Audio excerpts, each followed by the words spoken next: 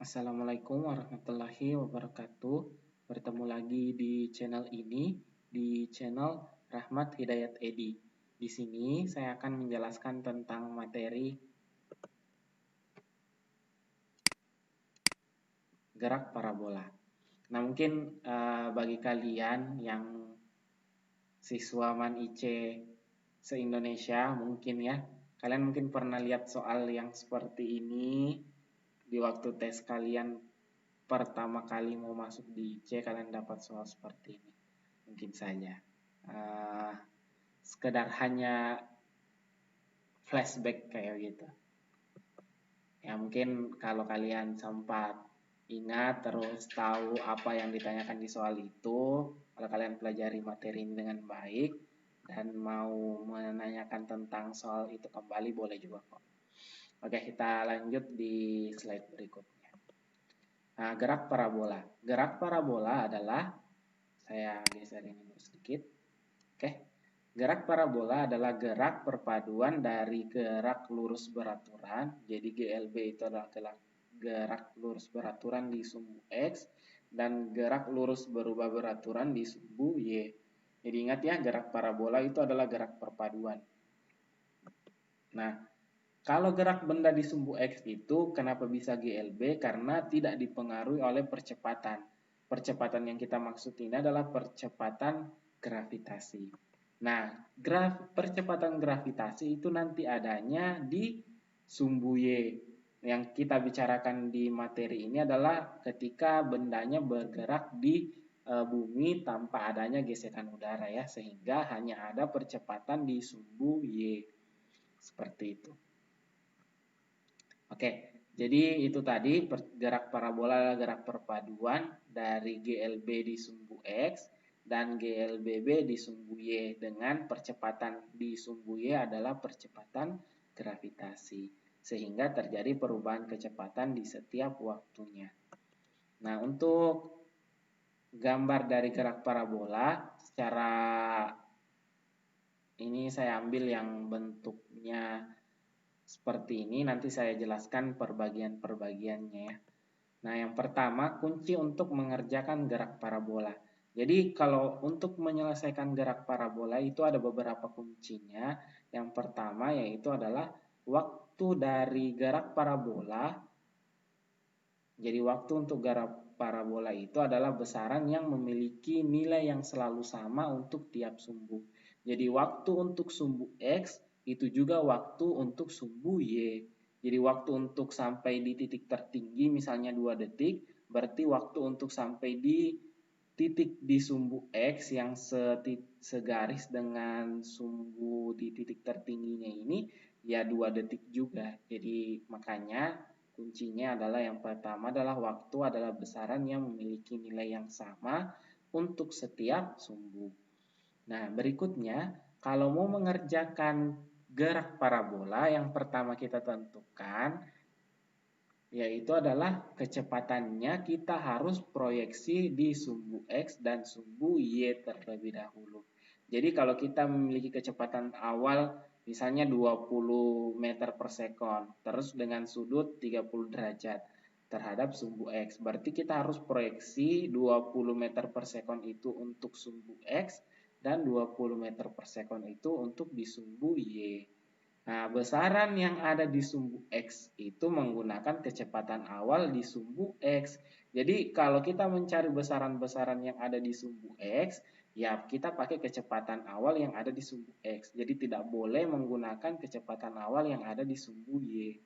Nah, kalau kita mau menggunakan besaran-besaran yang ada di sumbu Y, ya pakai kecepatan yang ada di sumbu Y juga. Nah, ini ada sambungannya ya. Nah, yang terakhir, kedua besaran di tiap sumbu itu tidak saling mencampuri kecuali besaran waktu. Nah, ingat tadi yang di sini, di atas sini. Seperti itu, ingat ya. Jadi, kalau kita cari besaran di sumbu X, ya pakai kecepatan awal sumbu X. Kalau kita cari di sumbu Y, ya pakai kecepatan awal di sumbu Y. Seperti itu. Nah, untuk memudahkan lagi penjelasan ini, nah kita bagi-bagi jenis lintasan gerak parabola tersebut. Nah, yang pertama adalah lintasan parabola simetris. Yang saya maksud simetris ini adalah lintasan yang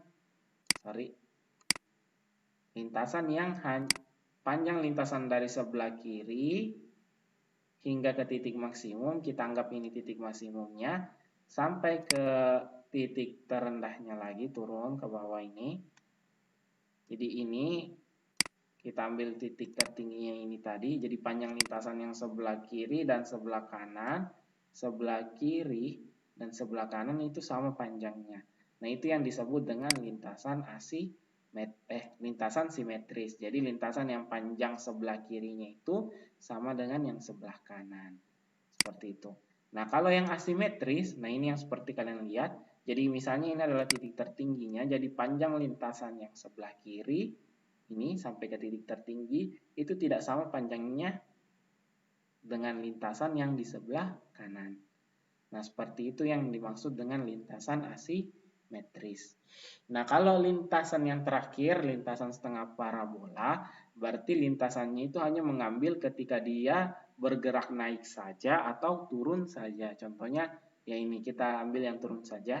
Berarti lintasannya ya hanya keadaan ini saja yang kita ambil ketika dia turun sampai ke bawah. Nah, ini namanya setengah parabola. Kalau dari atas sampai ke titik tertinggi saja berarti ya setengah parabola juga. Apakah harus sampai ke titik tertinggi? Tidak perlu juga. Pokoknya ketika dia hanya naik saja atau turun saja, nah berarti itu sudah dianggap sebagai setengah parabola. Seperti itu. Nah, kita lanjut ke slide berikutnya. Nah, untuk menghitung waktu mengudara, nah di sini jadi waktu yang menyebabkan benda mengudara adalah kecepatan benda di sumbu Y. Berarti kalau kita mau mencari waktu benda di udara atau kita biasa disebut sebagai waktu mengudara, berarti kecepatan yang kita pakai harus kecepatan yang di sumbu Y. Karena kecepatan itu yang mengangkat benda hingga di udara. Nah, berikutnya untuk menentukan berapa lama untuk menentukan waktu mengudara itu kita bagi menjadi dua. Ketika waktunya benda itu naik ke titik tertinggi dan waktu ketika benda itu turun yang kita sebut dengan gerak jatuh bebas dari ketinggian maksimum. Nah, untuk menentukan waktu-waktu tersebut, kita pakai persamaan dari rumus pertama atau ketiga pada gerak vertikal. Nah, yang belum paham maksud dari rumus pertama dan rumus ketiga, kalian bisa cek untuk materi gerak vertikal di video sebelumnya. Nah, kita lanjut. Nah, untuk menentukan tinggi maksimum,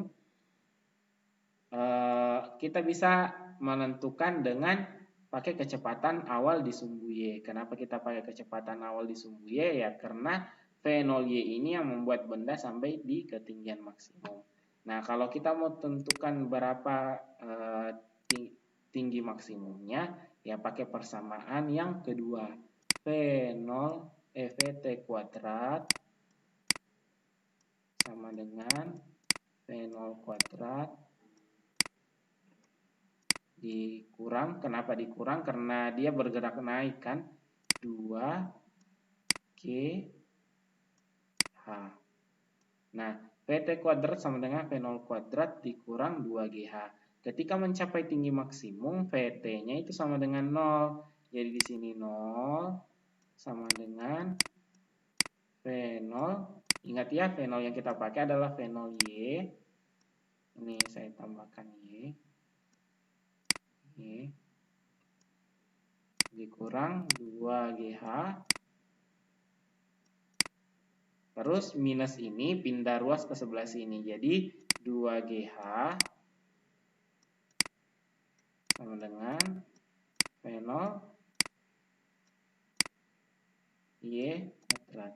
Jadi kalau saya mau cari ketinggian maksimumnya hanya sama dengan V0 Y pangkat 2 per G. 2G, sorry. Nah, itu cara menentukan tinggi maksimum. Nah, seperti itu saja rumusnya. Jadi kita pakai V0Y kuadrat per 2G. Seperti itu.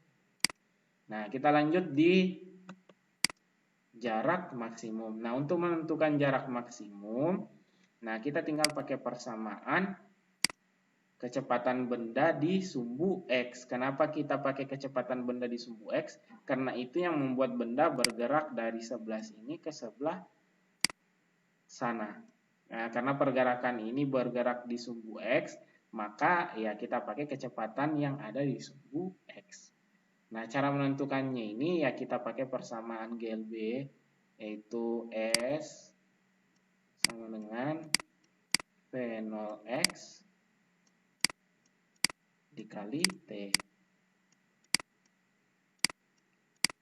Nah, V0X ini kita kalikan dengan T, tapi T apa? Ya, T yang membuat benda berada di udara.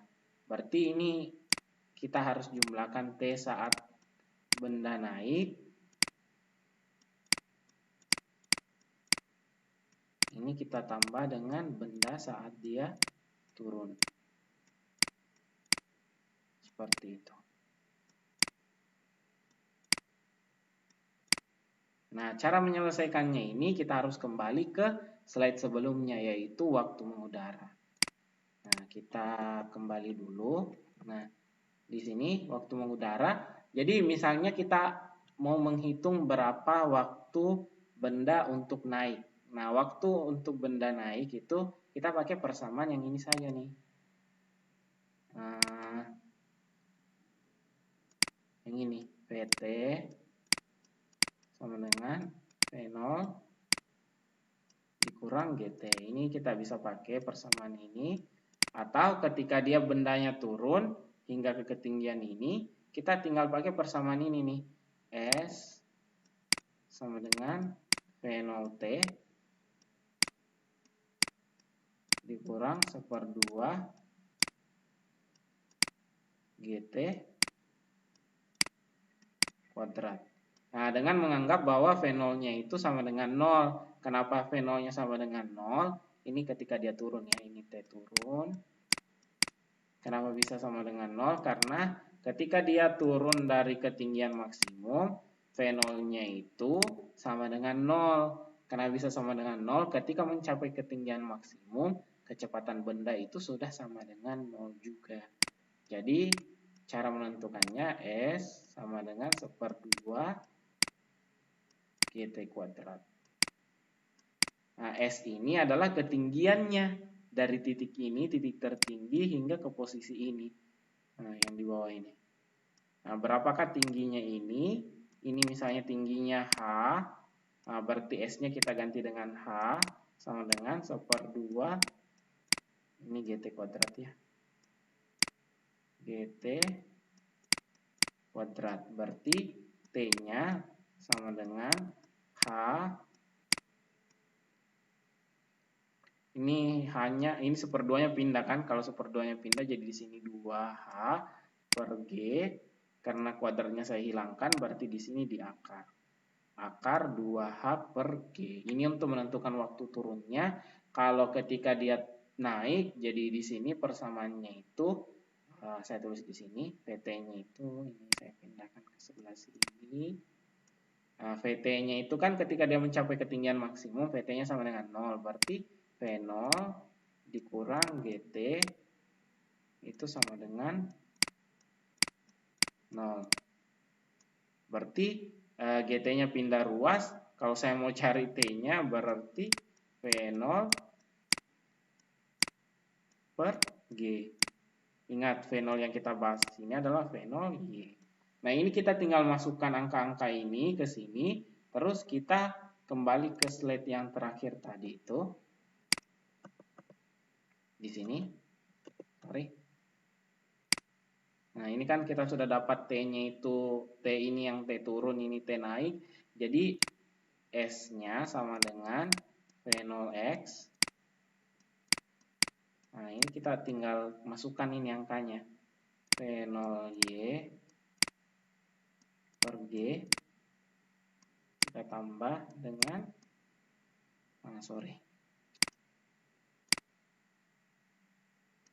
Ini kita tambah dengan akar 2H per Q. Baru kita tutup. Nah, ini adalah rumus untuk menentukan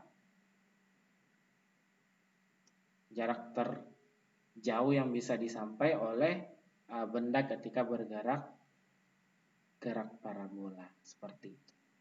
Nah, untuk contoh soalnya nanti kita bahas saat pertemuan tatap muka. Jadi cukup sekian untuk hari ini. Terima kasih. Assalamualaikum warahmatullahi wabarakatuh.